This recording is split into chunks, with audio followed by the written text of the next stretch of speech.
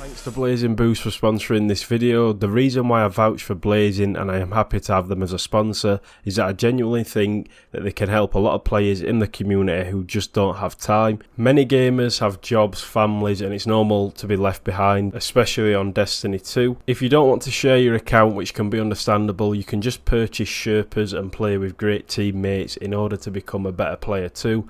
I believe in their service, they're really nice as I speak with the management often, and they have over 7,500 reviews on Trustpilot with 5 stars. You can't go wrong, trust me.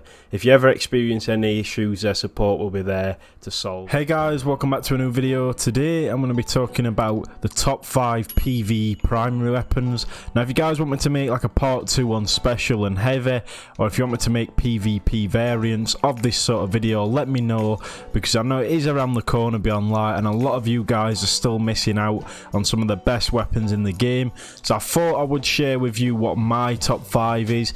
Now everyone's going to disagree, guys. It's one of those topics where everyone's going to have their own preference. Some of you may not like what I like and vice versa, so it's just my opinion. Remember to leave a like on today's video. If you guys are new to the channel, remember to subscribe, turn on post notifications so you guys don't miss an upload, and let's jump straight into today's video.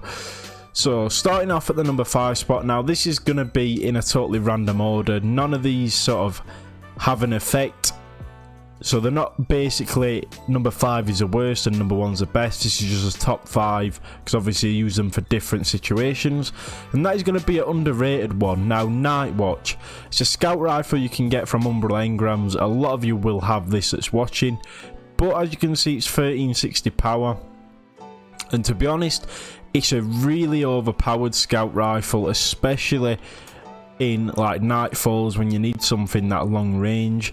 Can get explosive payload, which is what I love about this gun, and honestly I feel like it's one of the most strong, like the powerfulest sort of scout rifle in the game in my opinion. But let me know if you guys think there are anything better options than this. But I'll show you some gameplay of each weapon, and as you can see sort of the range and that explosive payload really does help towards killing all the enemies. As you can see, we can just sort of shoot the ground at the acolytes and it just melts them, so it's definitely one worth getting. Now I'd always recommend explosive payload on this, because as you can see it sort of shreds all the small enemies and even yellow bars.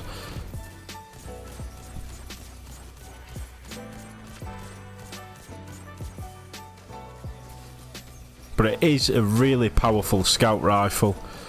Now there are quite a few roles you can get, and like I said it's not that hard to get, so make sure you farm for a good one for when Beyond Light drops, because I can see a lot of people liking scout rifles, especially when the new update does come out. So that is the number 5 spot. Let me know if you think it's a good weapon, what sort of roles you guys have on yours, and if it's worth the grind to get. Like I said, probably one of the easiest weapons to grind out with the umbrals, that sort of thing. But coming in at the number 4 spot, that is going to be my go-to. Now my go-to is this Last Hope here, guys. Last Hope, I've said this in the past and I'll say it again, this is my favourite PvE weapon. Now the role that I do have currently with this, and I do need to get a new one because obviously this is only 1260, so it's only going to last a couple more seasons, but I do have Feeding Frenzy, Dragonfly and a Range Masterwork with High Cal.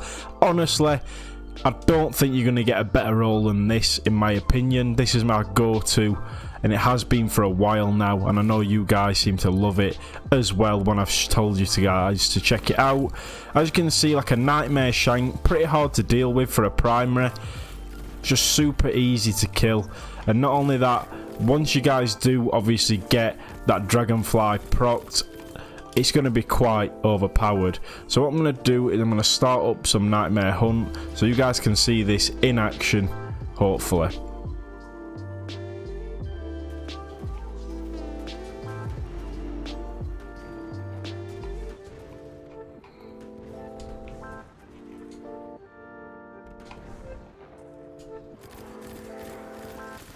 As you can see, these small ads. Now this is going to be an ad clearing weapon, don't get me wrong.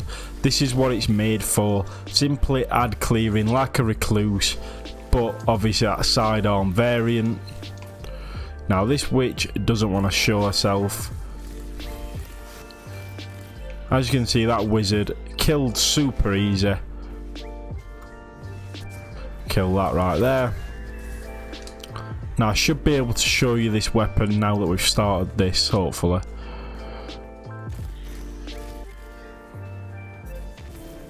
So the acolytes, all we're going to do, simply kill them. And now with Dragonfly, the damage that comes off of that is super good as well.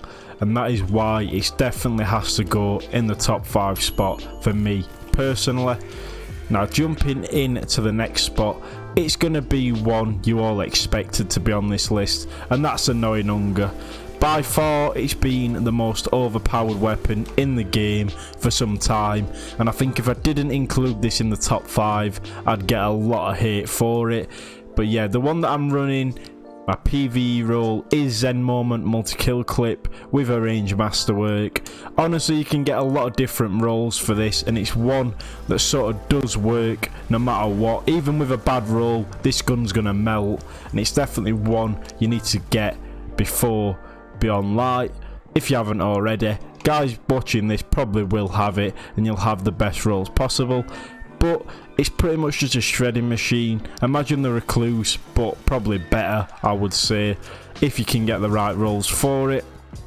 So that is the number 3 spot, but you guys already know about the Annoying Hunger, so I'm not going to spend too long about it. Jumping in to the number 4 spot, and one that may shock you, is going to be the Keras Smg. This thing is actually one of my favourite guns to use just because of how nice it feels and looks. I think it's one of the best looking SMGs, and obviously you can pair it with war mine cells, that sort of thing. So it is a really good sort of weapon to use with certain builds, and that is why I actually really like using this weapon, because you can do war mine cell builds. And if you guys don't know what that is, basically with this weapon it'll do drop these orbs, that sort of thing, and you can shoot them once you do have the right build on. If you guys want me to make a build like that and show you it in action, let me know and I'll definitely do that. But to be honest, this is just an all-round good SMG arc damage weapon. Now there's not that many good arc weapons, so this is why I like to run this. And obviously with the right sort of skills and perks, and obviously the build with this weapon is what makes it really good and really easy to use. It is one of the best SMGs in the game, hands down. As you can see, it does melt really quickly.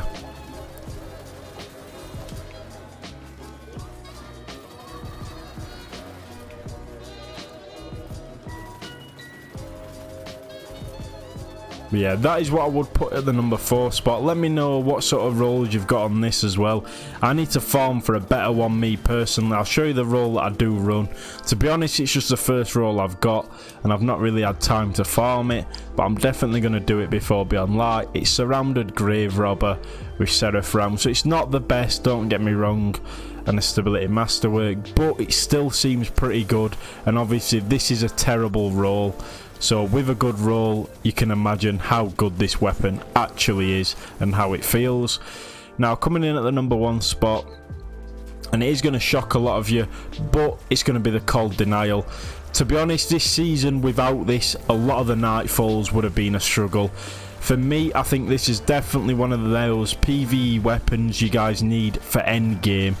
Now what I mean by this is you can obviously use it with that burst for the Nightfalls, but not only that, you can also use it at range, which is going to be really handy going into Beyond Light, because a lot of activities are going to be sort of distance, because you are going to be underpowered to a lot of them.